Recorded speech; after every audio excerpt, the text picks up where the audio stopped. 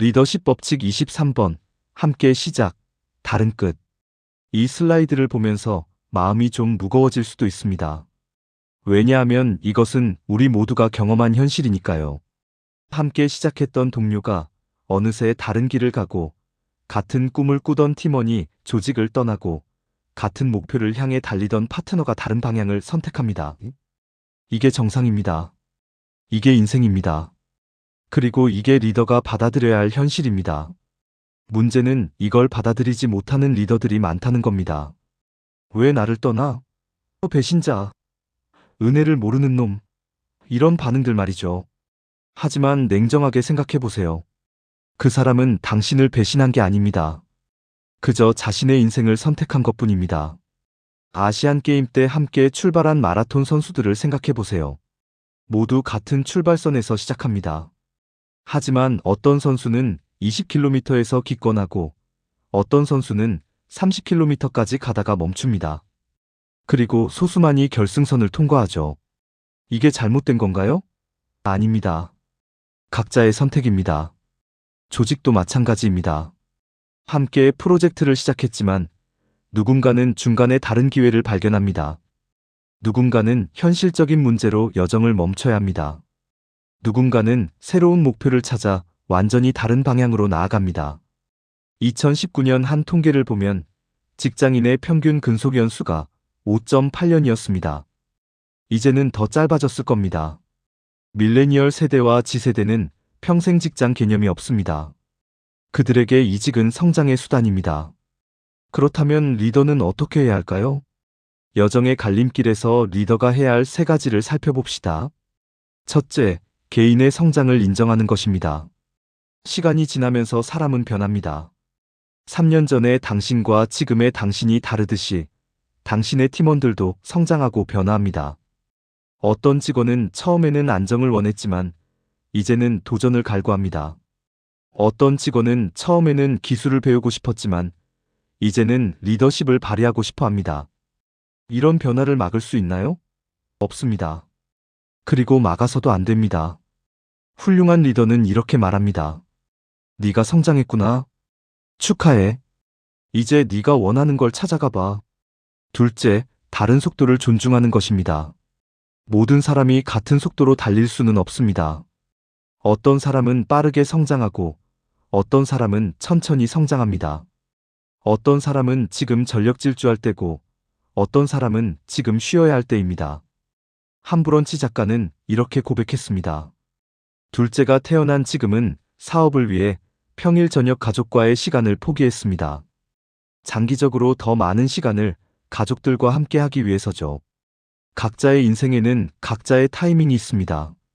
지금 당신의 조직을 떠나는 사람이 있다면 그 사람에게는 지금이 떠날 타이밍인 겁니다. 셋째, 이해와 존중으로 배웅하는 것입니다. 이게 가장 중요합니다. 떠나는 사람을 어떻게 보내느냐가 남는 사람들에게 어떤 메시지를 주는지 생각해 보세요. 만약 당신이 떠나는 사람을 원망하고 비난한다면 남아있는 사람들은 이렇게 생각할 겁니다. 나도 나중에 떠날 때 저렇게 당하겠구나. 그러면 그들도 마음이 떠나기 시작합니다. 하지만 당신이 떠나는 사람을 축복하고 응원한다면 남아있는 사람들은 이렇게 생각할 겁니다. 우리 리더는 진정으로 우리의 성장을 바라는구나. 그러면 그들은 더 충성스럽게 됩니다. 제프 베조스는 이렇게 말했습니다. 직원들이 떠날 때 최고의 추천서를 써주세요. 그들은 당신의 가장 좋은 홍보대사가 될 겁니다. 여러분, 함께 시작했지만 다른 끝을 맞이하는 것, 이건 슬픈 일이 아닙니다. 이건 자연스러운 일입니다. 그리고 어쩌면 이건 아름다운 일일 수도 있습니다. 왜냐하면 각자가 자신의 최선의 길을 찾아간다는 뜻이니까요. 리더십 법칙 24번. 이건 단순하지만 강력한 진리입니다. 많은 사람이 성공을 바라지 않는데 성공한 리더는 없다. 피라미드를 보세요. 맨 위에 명확한 비전, 그 아래 팀의 성장, 그 아래 조직의 발전, 그리고 기초에 성공에 대한 강한 의지가 있습니다.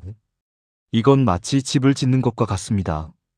혼자서는 절대 집을 지을 수 없습니다. 설계사, 건축가, 목수, 전기기사, 배관공. 수많은 사람들의 협력이 필요하죠. 리더십도 마찬가지입니다. 스티브 잡스의 성공 뒤에는 스티브 워즈니악이 있었습니다.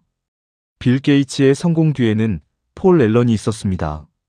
마크 저커버그의 성공 뒤에는 초기 팀원들이 있었습니다.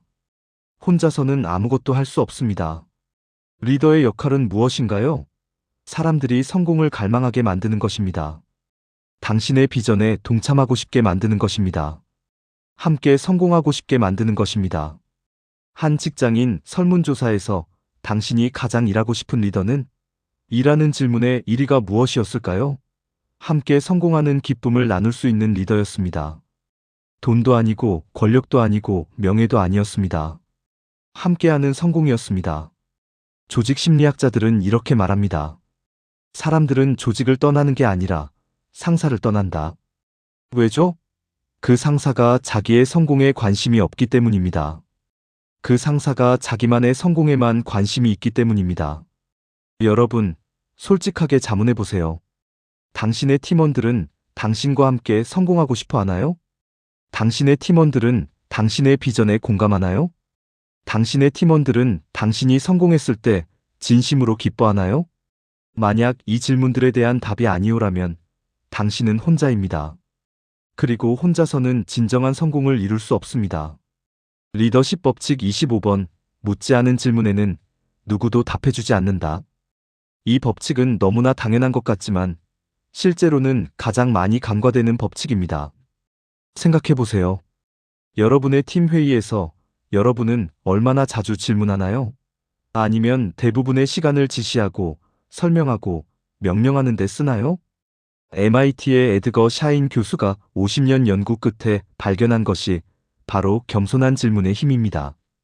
구글, 애플, 시티은행 같은 세계적 기업들이 그에게서 배운 것도 바로 이것입니다. 지시하지 말고 질문하라. 왜 질문이 중요할까요? 세 가지 이유가 있습니다. 첫째, 소통의 시작이기 때문입니다. 명령은 일방통행입니다. 이렇게 해. 끝. 소통이 없습니다.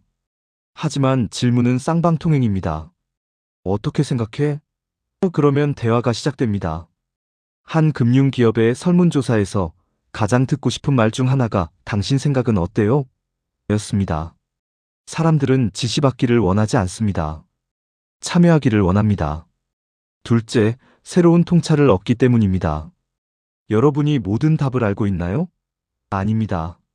아무리 경험 많은 리더라도 모든 답을 알 수는 없습니다. 특히 빠르게 변하는 세상에서는 더욱 그렇습니다. 하지만 질문을 하면 어떻게 될까요? 팀원들의 지혜를 얻을 수 있습니다. 현장의 목소리를 들을 수 있습니다. 그들이 보는 것을 볼 수 있습니다. 인류 리더와 이류 리더의 차이가 뭔지 아세요? 이류 리더는 구성원의 힘을 사용하지만 인류 리더는 구성원의 지혜를 사용합니다. 지혜를 얻는 방법은 질문입니다. 셋째, 신뢰를 구축하기 때문입니다. 질문은 존중의 표현입니다. 나는 당신의 의견이 중요하다고 생각해요라는 메시지를 전달합니다. 삼국지의 유비를 생각해 보세요. 왜 많은 인재들이 유비를 따랐을까요? 유비는 가장 강한 군사력도 가장 넓은 영토도 없었습니다. 하지만 그는 끝까지 사람들의 말을 들어주었습니다. 그게 바로 유비의 리더십이었습니다. 그렇다면 어떻게 질문해야 할까요? 에드거 샤인은 겸손한 질문을 강조합니다. 이건 질문하는 사람이 겸손한 성격을 가져야 한다는 게 아닙니다. 지금 여기에서의 겸손, 즉 나는 모든 답을 알지 못한다는 태도를 가지는 것입니다. 구체적인 질문이 예를 들어볼까요? 이 문제에 대해 어떻게 생각하세요? 더 좋은 방법이 있을까요? 당신이라면 어떻게 하시겠어요? 우리가 놓치고 있는 건 뭘까요? 이걸 실행하는데 어떤 어려움이 있을까요? 이런 질문들은 팀원들을 의사결정 과정에 참여시킵니다. 그들을 문제 해결의 파트너로 만듭니다. 여러분, 오늘부터 실천해보세요. 지시하기 전에 먼저 물어보세요. 답을 말하기 전에 먼저 질문하세요. 그러면 놀라운 일이 일어날 겁니다. 당신이 몰랐던 답들이 당신 앞에 펼쳐질 테니까요. 리더십 법칙 26번. 이제 가장 본질적인 질문으로 들어갑니다. 결국 당신의 삶은 한 문장으로 정리된다. 이 슬라이드를 보면서 마음이 무거워지는 분들도 계실 겁니다. 한 문장으로 내 인생을 정리한다고? 네, 그렇습니다. 우리가 원하든 원하지 않든 결국 사람들은 우리를 한 문장으로 기억합니다. 스티브 잡스는 어떻게 기억되나요? 세상을 바꾼 혁신가. 마하트마 간디는 비폭력으로 독립을 이룬 지도자. 빌 게이츠는 기술로 세상을 연결한 사람. 마더 테레사는 가장 낮은 곳에서 사랑을 실천한 사람. 그렇다면 당신은 어떻게 기억되고 싶으세요? 돈을 많이 번 사람? 높은 직위에 올랐던 사람? 성공한 사업가? 아니면 사람들의 삶을 변화시킨 리더? 다음 세대를 키운 멘토? 진정으로 팀을 아낀 리더? 한 문장으로 삶을 요약하는 작업은 자신에게 솔직해지는 기회를 제공합니다.